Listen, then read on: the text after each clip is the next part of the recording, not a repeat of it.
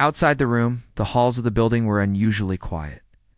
People who passed by kept their voices low, as if the whole place needed silence to focus. No one wanted to add to the chaos simmering behind the closed doors, but the world rarely cares about timing, and sometimes the answer appears in the most unexpected way. It was during one of the most stressful moments that the janitor and his son happened to be walking by. The father had finished his shift earlier but stayed longer to clean up a spill on the lower floor. His son followed him everywhere after school, not because he had to, but because he wanted to. The boy liked exploring the building, especially the old rooms where unused equipment was stored. He loved taking things apart and putting them back together, something that always made his father smile proudly. As they passed the control room, they heard raised voices. The father gently touched his son's shoulder, urging him to keep walking. He did not want to get in the way of the important people inside. He knew how tight the security was, and he worried that even pausing for a second might bother someone. But the boy slowed down anyway. He recognized some of the words being shouted, technical terms he had read on old manuals he found in recycling bins months ago. They sparked something in his mind, the same way a puzzle does when a missing piece suddenly appears. He turned to the doorway, listening more closely. Inside, the team was discussing a strange loop in the system. One engineer said the loop kept returning to an outdated patch that should have been replaced years ago. Another insisted it wasn't possible. A third said they were out of time and needed to cut the entire module. The boy stepped a little closer. He didn't mean to interrupt anyone. He didn't even want attention. But he knew that look of confusion. He had seen it when old machines at home refused to start, and he learned to fix them by trying small ideas that adults often overlooked. The father noticed his son drifting toward the door and whispered urgently, "Come on, let's go. Shouldn't be near this room. They're working." But before he could pull him away, something happened inside the room that startled both of them. A loud thud echoed as someone slammed their hand on a table in frustration. The room fell silent afterward, as if everyone had run out of words. The father felt embarrassed, certain that someone would soon notice they were standing there. He started to apologize even before anyone turned around. But the boy spoke first. His voice was soft, almost unsure, but still clear enough to be heard. "Is it looping because of patch 4.2? He asked. The father froze. His heart dropped into his stomach. He immediately apologized again, trying to lead his son away, but his words tangled together. This was the last place he wanted attention. Inside the room, several heads turned. For a moment, nobody said anything.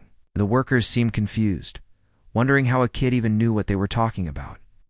The company leader stared, trying to understand what he had just heard. Finally, one of the engineers spoke. "Why did you say patch 4.2? He asked. The boy hesitated, looking to his father as if asking for permission to answer. His father looked torn, unsure whether to pull him away or let him speak. After a moment, he nodded gently. The boy explained, because that patch had a looping issue before. One found an old manual about it in the recycling bin last year. It said that if the system tries to update itself too fast, it can repeat the same command forever. Maybe that's what's happening now." No one in the room moved.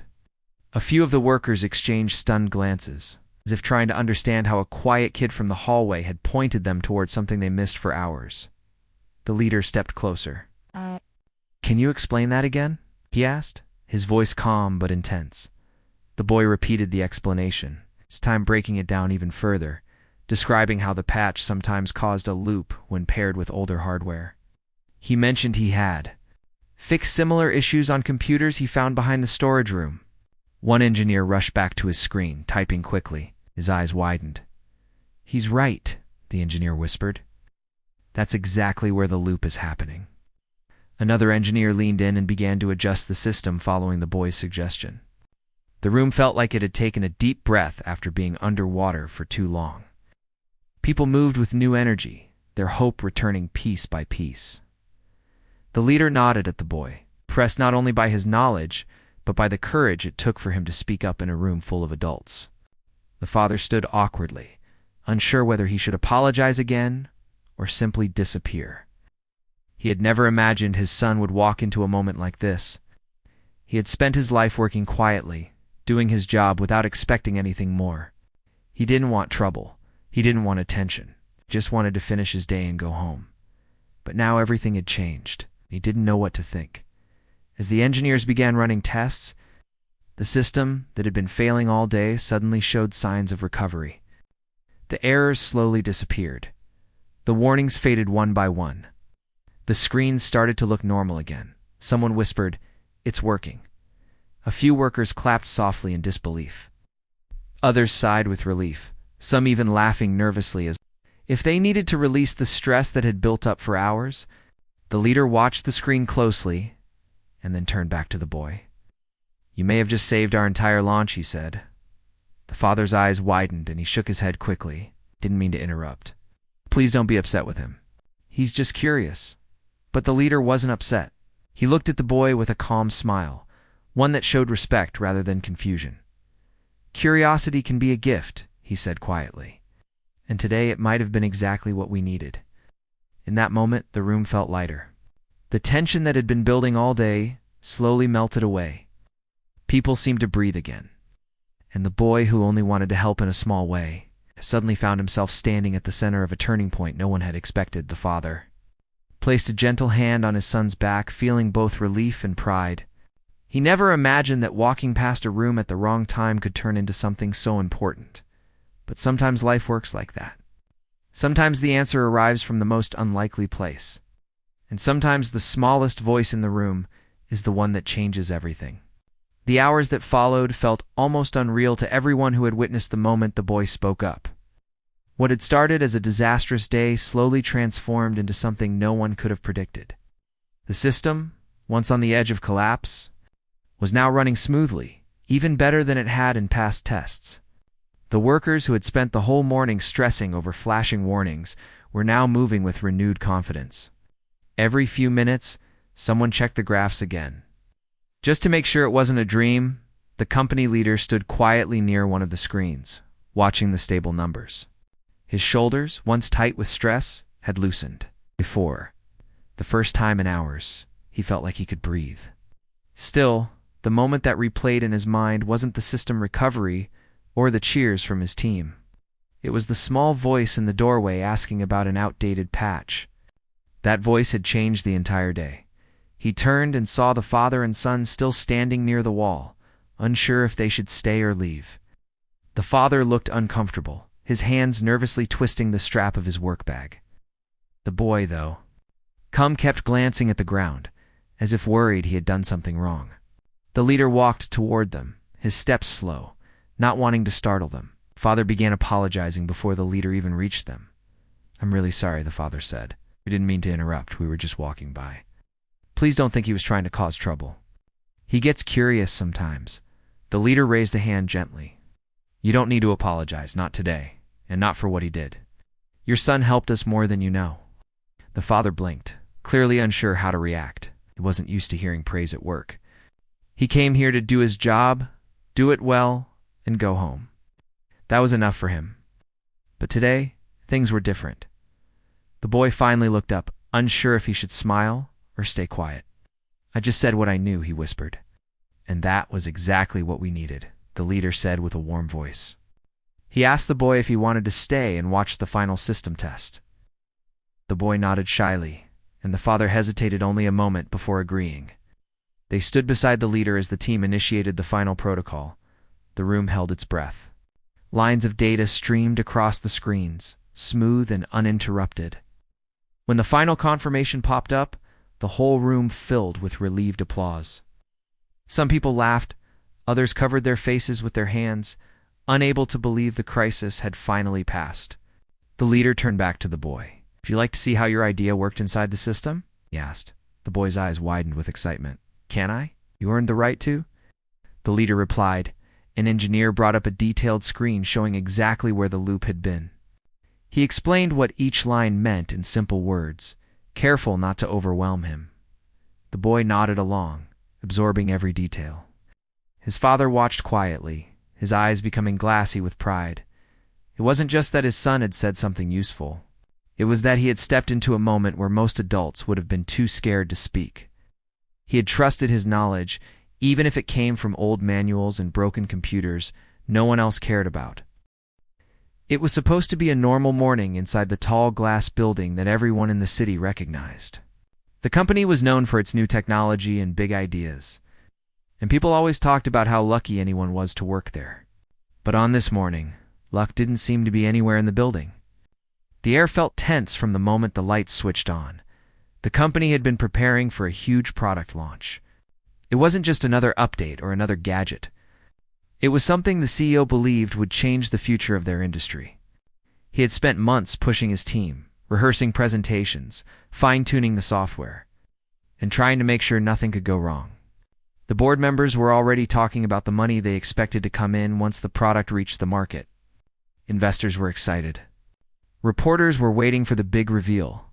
Everything depended on this launch. Inside the main operations room, the screens lined the walls like a giant control center.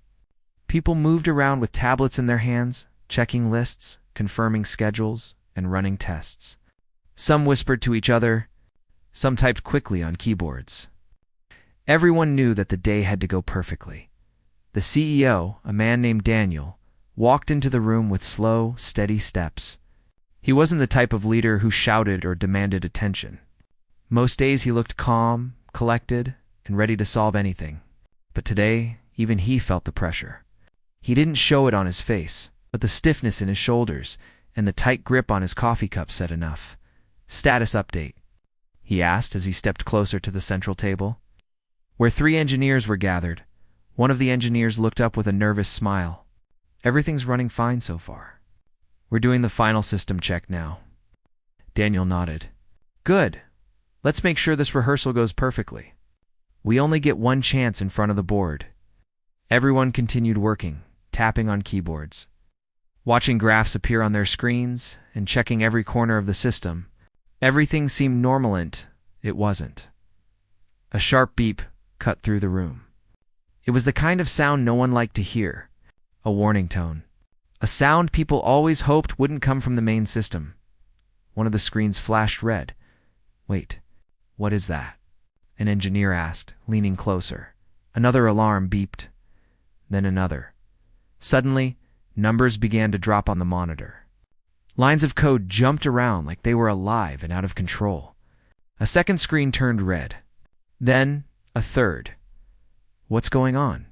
Daniel asked, walking quickly toward the monitors. The lead engineer swallowed hard. I'm not sure. The system is freezing. It isn't responding to any of our commands." Daniel set his coffee cup down so fast that it nearly spilled. "Try again. You're trying," the engineer said, typing rapidly, "but the controls aren't responding. It's like the system is locked inside its own loop." Another engineer added, "I think the main operations module is crashing.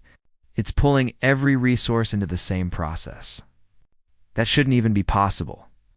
The alarms grew louder. More screens turned red. The room fell silent, except for the beeping. Daniel felt something he rarely felt: fear.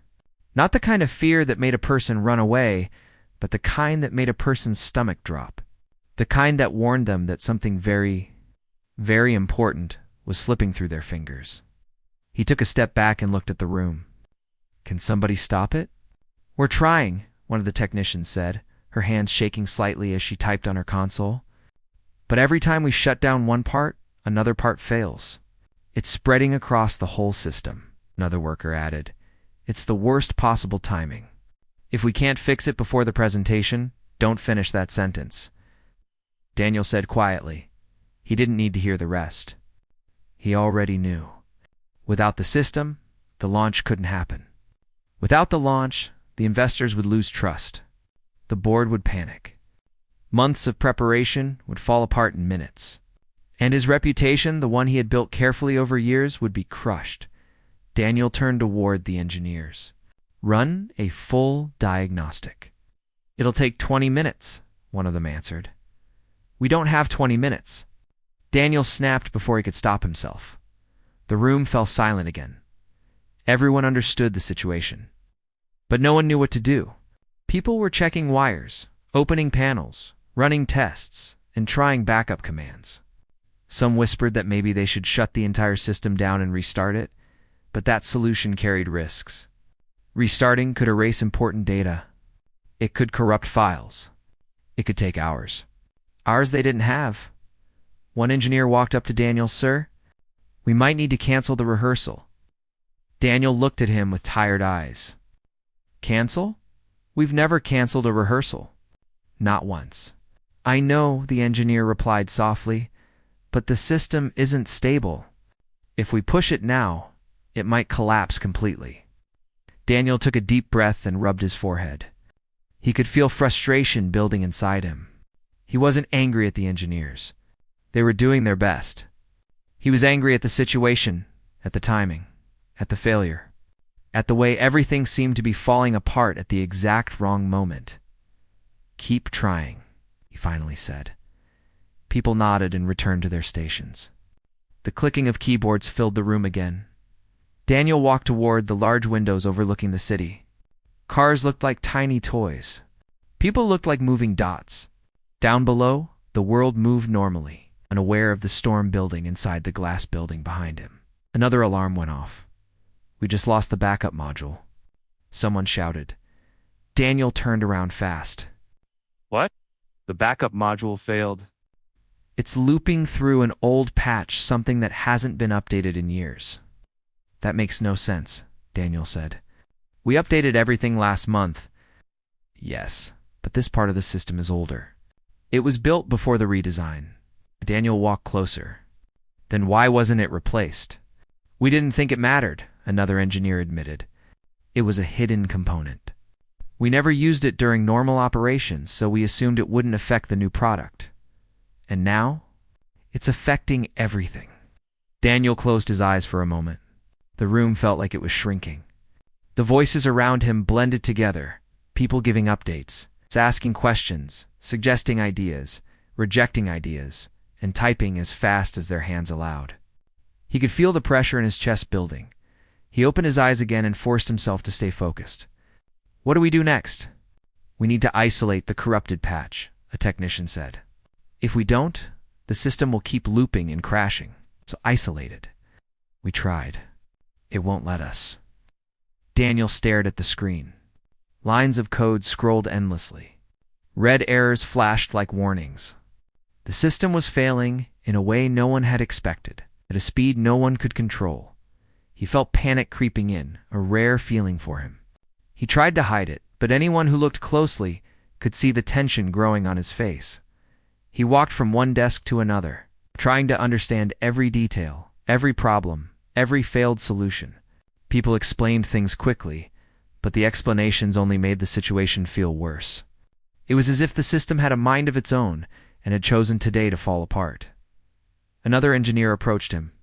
"Sir, the board is asking if the rehearsal is still happening."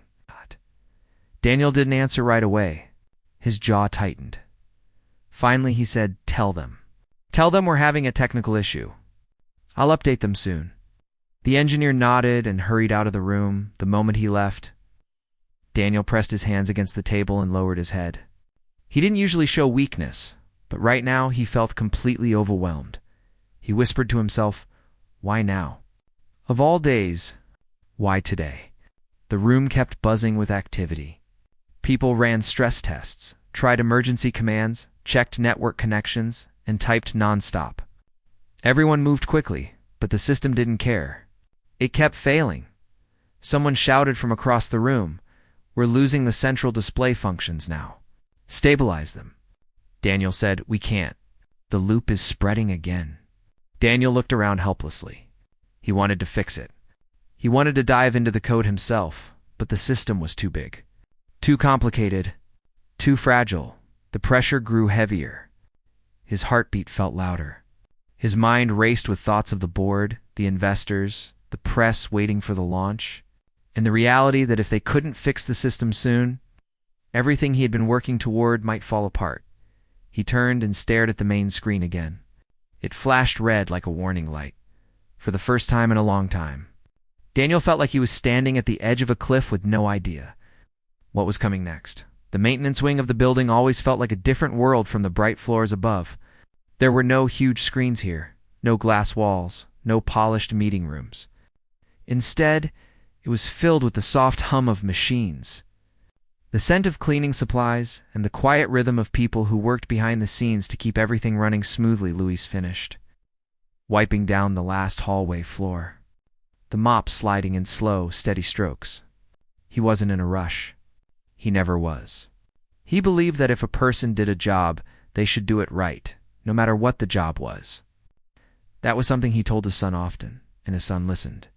A few feet away, Miguel leaned against a wall, a backpack resting at his feet. He waited every day for his father to finish work so they could go home together. While other kids his age were out playing or on their phones, Miguel spent afternoons wandering around the quiet parts of the building, looking at things most people ignored. He liked broken machines, old computers, wires, keyboards with missing keys. Anything someone else threw away, he wanted to understand. Sometimes he even fixed things just to see if he could. Today, Miguel had arrived early. His father had asked him to stay nearby because the building was busier than usual. The product launch had everyone on edge, even those who weren't involved. As Luis rinsed the mop in the bucket, he looked over his shoulder. "You hungry yet?" little Miguel said. "We'll grab something on the way home. I just have one more room to finish." Miguel nodded and put on his backpack, ready to follow. They walked together through the hallway, their footsteps quiet over the smooth floor. Miguel kept glancing upward, listening. He wasn't sure why, but he felt something strange in the building today, like the tension was thick enough to hear. When they turned the corner near the service elevator, Miguel stopped. "Dad, do you hear that?" he asked. Luis paused and listened. The faint noise of alarms and voices echoed from the upper floors. It sounded distant but urgent. Luis sighed. Probably just those tech folks getting excited before the big event tomorrow. But Miguel didn't look convinced. He had gotten used to the sounds of the building. Every beep, every machine, every elevator. The sound wasn't normal. He followed his father into the next hallway, but his ears stayed focused on the noise. The alarms were repeating in a pattern not like the usual tests he had heard before. Something about it made his stomach twist. They reached a small storage room. Luis took out a spray bottle and began wiping down the counters, while Miguel wandered toward the open doorway. "Don't go too far," Luis said without turning around. "I won't." Miguel stepped into the hallway again and listened closely. The alarm pattern repeated. Then he heard something else. Voices tense and sharp coming from the floor above. He recognized a few words. System, crash, loop, patch. He froze. He had heard those words before while playing with old devices he collected from the building's disposal area. Some were outdated computers from past company upgrades. Others were small pieces of equipment that nobody bothered to repair. Miguel would take them apart, study them, fix what he could, and sometimes even make them run faster. He stepped back into the room. "Dad, something's wrong upstairs." Luis chuckled. "Something's always wrong upstairs. That's why half of them walk around with coffee cups and tired eyes." "No," Miguel insisted gently. "This sounds bad." Luis stopped wiping and looked at him. He knew his son well enough to know when he was being serious. "You sure?" he asked. Miguel nodded. Luis set the cleaning bottle down. "Come on, let's take a quick look. But we're not getting in anyone's way, you understand?" "Yeah, I understand." They walked toward the elevator, the alarm sounds growing clearer with each step. When the doors opened on one of the tech floors, they were met with a rush of voices. People hurried back and forth, holding tablets, whispering urgently to one another, looking at screens that flashed red. Luis immediately pulled Miguel closer. "We shouldn't be up here. Let's go back down." But Miguel didn't move. He wasn't staring at the people, he was staring at the giant. Monitors on the wall near the operations room. He recognized the warning messages. He had seen those patterns before, something he once saw when an old company computer malfunctioned after looping the same outdated update file again and again.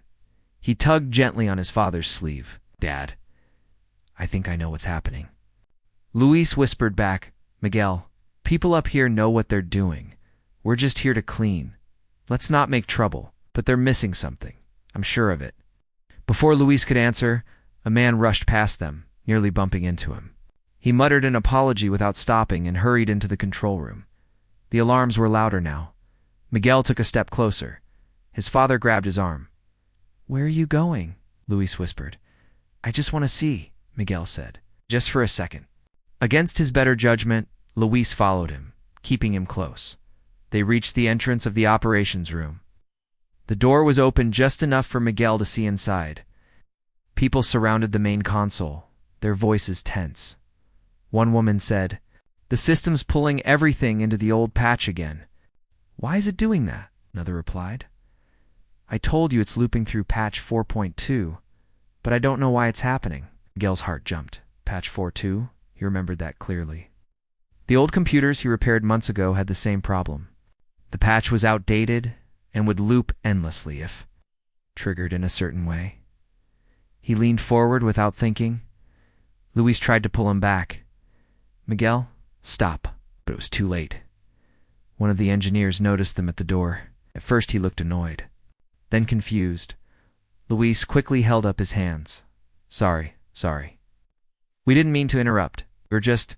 Miguel stepped forward, surprising both his father and everyone in the room. "It's looping because the patch wasn't disconnected from the old system," Miguel said quietly, almost nervously. "You have to bypass it manually." The room fell silent. The engineers stared. Someone whispered, "Who is this kid?" Luis stood frozen, embarrassed and unsure what to do. Miguel swallowed hard and spoke again. I think I know how to stop it." The lead engineer blinked at him. "What did you say?" Miguel took a deep breath. He wasn't confident, but he was certain he wasn't wrong. "You have to block patch 4.2 from accessing the main module. It's stuck in a loop because it's trying to update a part of the system that doesn't exist anymore. If you stop it from connecting, the rest of the system can reset." The room stayed quiet. Luis whispered sharply, "Miguel, come on, we're leaving."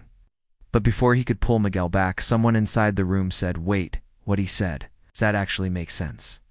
Another engineer stepped forward, eyes narrowing with curiosity. "Kid, how do you know that?" Miguel looked at the floor.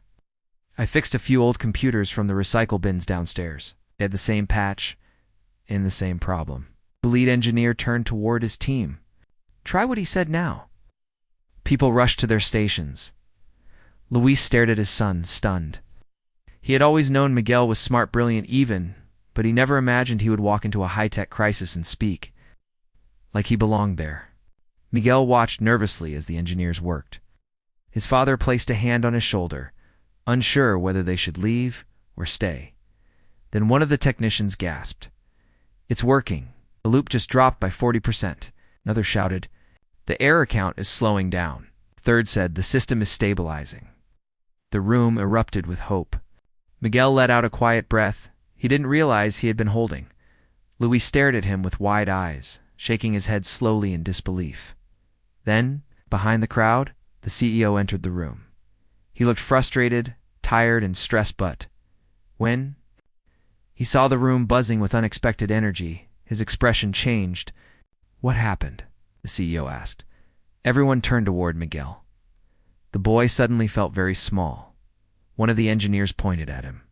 "He happened." The CEO's eyes landed on the boy standing beside a janitor's cart. He didn't speak. He didn't move. He just stared. Luis swallowed hard. "Sir, I'm so sorry. We didn't mean to interrupt anything. My son just..." The CEO lifted a hand gently, signaling him to stop. He walked closer, slowly trying to understand what he was seeing. Then he asked, "Can someone explain?" A technician stepped forward. He spotted the patch error, the one we couldn't find. The CEO blinked. He did what? Found the loop in patch 4.2, and he told us how to stop it. The CEO turned back to Miguel. Miguel's voice came out small.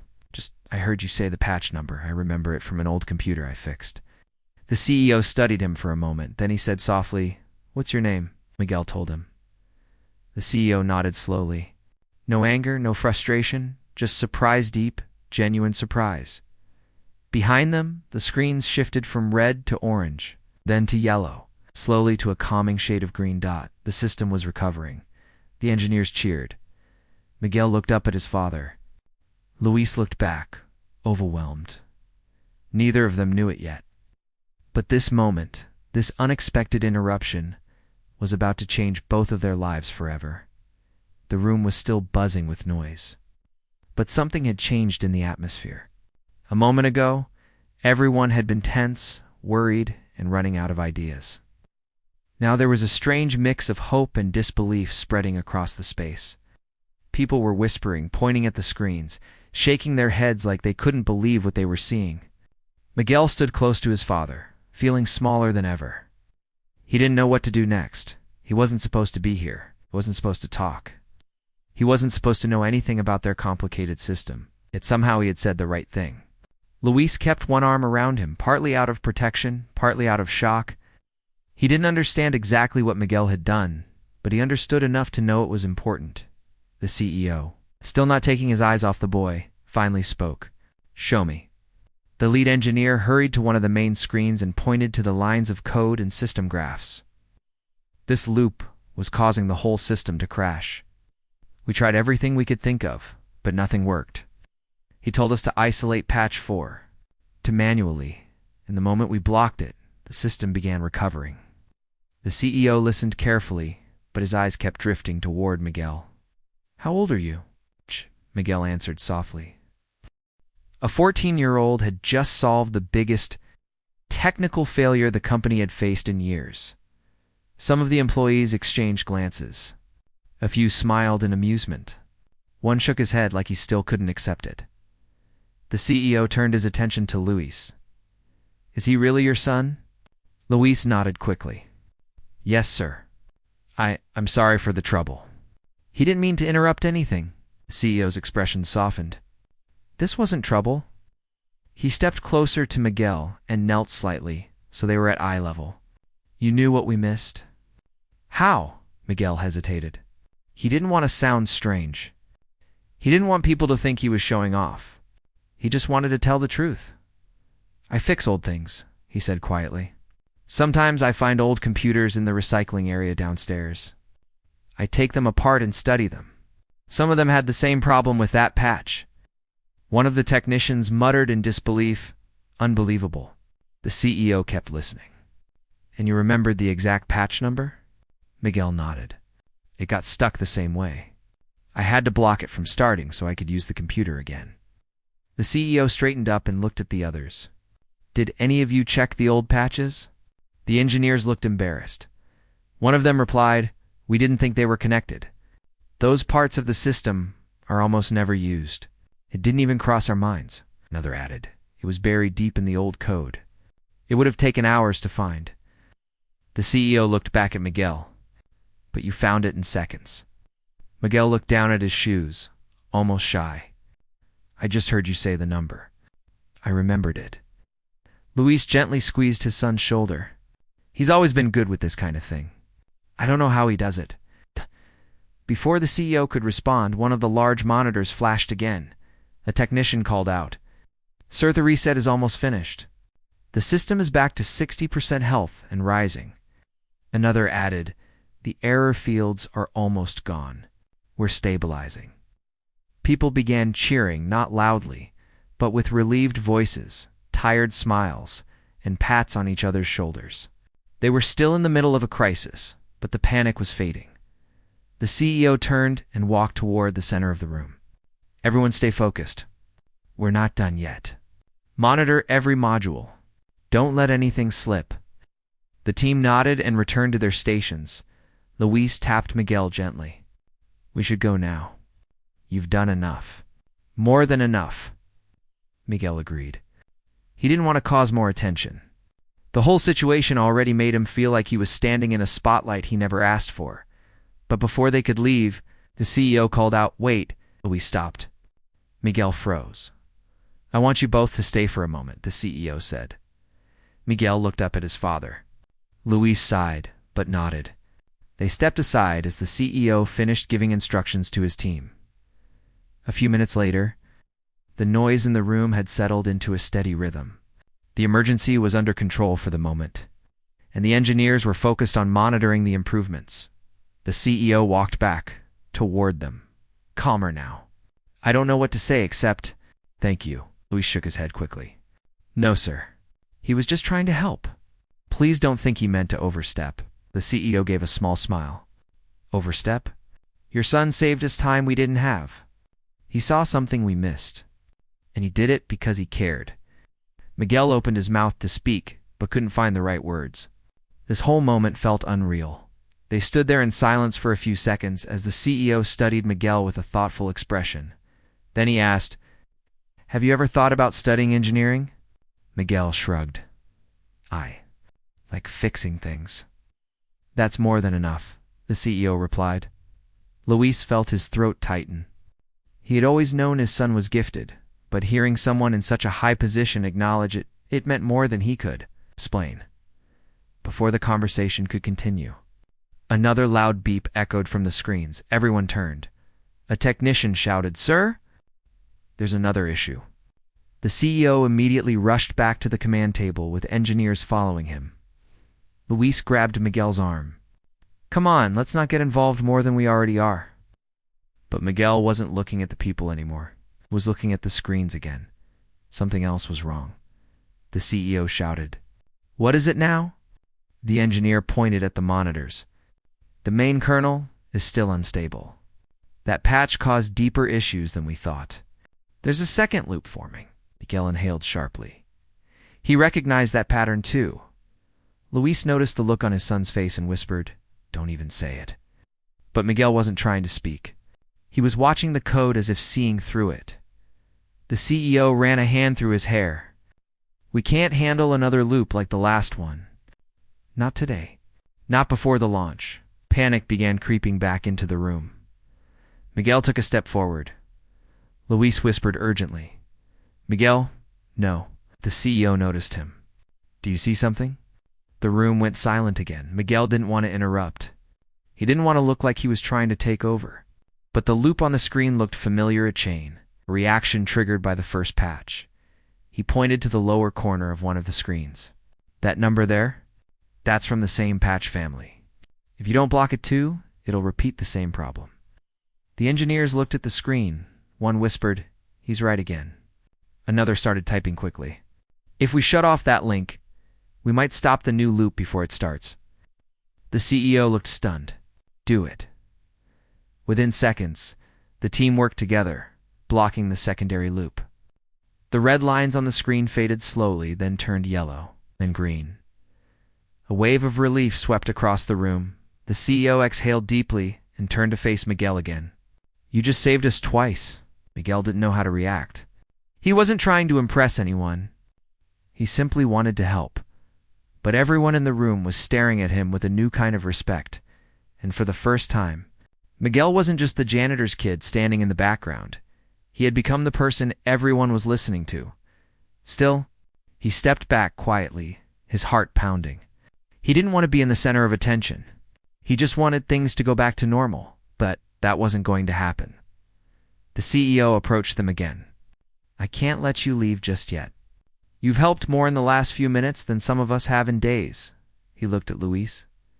"Your son is extraordinary." Luis lowered his eyes, humbled. "Thank you, sir. I know he tries hard." "No," the CEO said gently. "This is beyond trying. You don't teach this kind of instinct. You either have it or you don't." Miguel felt his cheeks grow warm. "I just pay attention. That's what makes you different," the CEO replied. The technicians kept working behind them. But the system was finally calming down. After a moment, the CEO sighed in relief. "All right. The system is stable now. We should be able to finish the rehearsal once everything syncs." Then he looked at Miguel again. "I want you to stay for the final test. Not to fix anything, but because you earn the right to see what you helped save." Miguel's eyes widened. His father looked equally surprised. Luis asked softly, "Are you sure, sir?" "Absolutely." He motioned to a chair. "You can sit here." Miguel sat down carefully, still feeling like this all might be a dream. For the next several minutes, the room settled into a steady rhythm. The system synced its components, the errors cleared away, and the main dashboard lit up beautifully.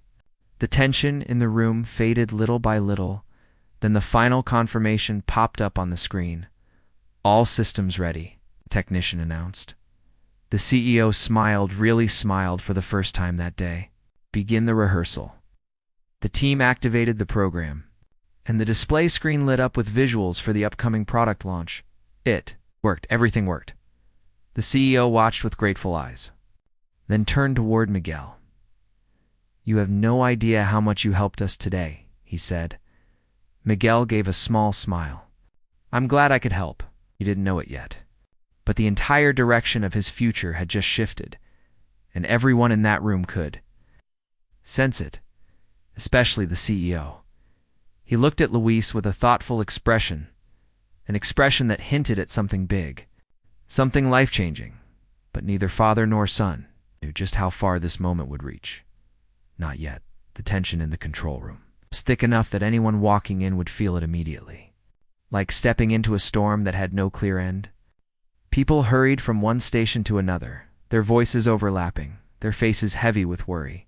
Screens that were supposed to show clean graphs and smooth lines were instead filled with warnings. No one dared to take a break, and no one seemed confident anymore. In the middle of the room, the company leader stood stiffly, trying his best to stay calm, even as his heart beat faster with each failed attempt to repair the system.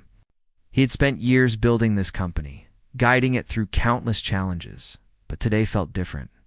This was the kind of problem that came out of nowhere and could destroy everything in a single afternoon. He looked around at his team, searching for something, an idea, a spark, anything that might point them in the right direction. But the team members were just as lost as he was. They had tried solution after solution, yet nothing seemed to work. Every fix only revealed a new issue, and every test made the system more unstable. Some began to whisper that the system might be corrupted beyond repair. Others wondered if they should call off the event entirely, but no one wanted to be the person to say it out loud. When the excitement in the room began to settle, the leader invited both of them to his office. The father instantly stiffened again, worried something was wrong, but the leader reassured him. "You have nothing to worry about," he said kindly. "I just want to talk." They followed him through the hallway, the same hallway they had walked earlier, but everything felt different now. Workers who had seemed too focused to notice them before now smiled at the boy, giving small nods of gratitude. Some even whispered, "That's the kid who helped fix it." The father kept his head down, still unsure how to feel about the sudden attention. Inside the office, the leader gestured for them to sit. The room was neat, quiet, and decorated with awards and framed photos of past company milestones. But the leader didn't look at any of them. He focused entirely on the father and son. "I want to thank you both," he began. "Today could have gone very badly. We could have lost millions, lost trust, and damaged our reputation. But because of your son, we're not only back on track, we're stronger." The father shook his head gently. "I didn't do anything. It was all him. I was just trying to get him to keep walking." The leader smiled. "Maybe so. But you raised a boy who sees things clearly and isn't afraid to speak when something matters. That says something too." The boy shifted slightly, feeling both proud and nervous. "I just like learning," he said softly. "When I find old computers or parts, I try to fix them. It's fun." "It's more than fun," the leader replied. "It's talent. Real talent, and talent should be supported." He opened a drawer and took out a folder. Inside was a printed brochure for the company's youth innovation programs, something usually reserved for high-performing students from elite schools, not children of employees who worked behind the scenes. "I want your son in this program," the leader said. "There's no cost. We will cover everything: materials, training, even transportation if needed. He deserves the chance to learn from people who can help him grow this talent." The father looked overwhelmed. "Sir, this is too much." "We can't. It's not too much," the leader said firmly but kindly. "It's the least we can do. We spent hours searching for a problem your son identified in seconds. That kind of mind should not go unnoticed." The room fell quiet. The father took a deep breath and nodded slowly, still processing everything. The boy stared at the brochure, unsure if he was dreaming. "Do you want this?" the leader asked the boy gently. The boy didn't hesitate. He nodded quickly, almost too quickly. His father laughed softly, the sound filled with relief and joy he couldn't hide. "Then it's settled," the leader said. "You start next month. And when you have ideas or questions, my door is open." After the meeting, they walked out of the office. The building no longer felt as large or intimidating. The father walked with lighter steps, and the boy kept holding the brochure as if it were the most important thing he had ever touched before leaving. They passed the control room again. The workers inside were still busy preparing for the launch, but many paused to wave at the boy or give him a thumbs up. He waved back, shy but happy. As they reached the exit, the father placed a hand on his son's shoulder. "I'm proud of you," he said quietly. "More than you know." The boy looked up at him with a smile that said he understood. Meanwhile, back in the control room, the leader stood watching them leave through the glass panel. He had seen many remarkable things in his career groundbreaking. Ideas, brilliant employees, major turning points, but nothing quite like what happened today. He knew that in the years to come, people would talk about this launch, about how the system almost collapsed, about how the team pulled together at the last moment. But he also knew the real story, the story few would believe unless they had seen it with their own eyes. A janitor's kid saved the day, and it reminded everyone that brilliance doesn't always wear a suit, sit behind a polished desk, or walk across a stage with a degree. Sometimes it walks quietly beside someone who cleans floors, unnoticed until the moment life calls on it. The leader smiled to himself. Sometimes the greatest breakthroughs come from the most unexpected voices. Sometimes the smallest person in the room makes the biggest change, and sometimes a simple question asked by someone no one expected can rewrite the entire story.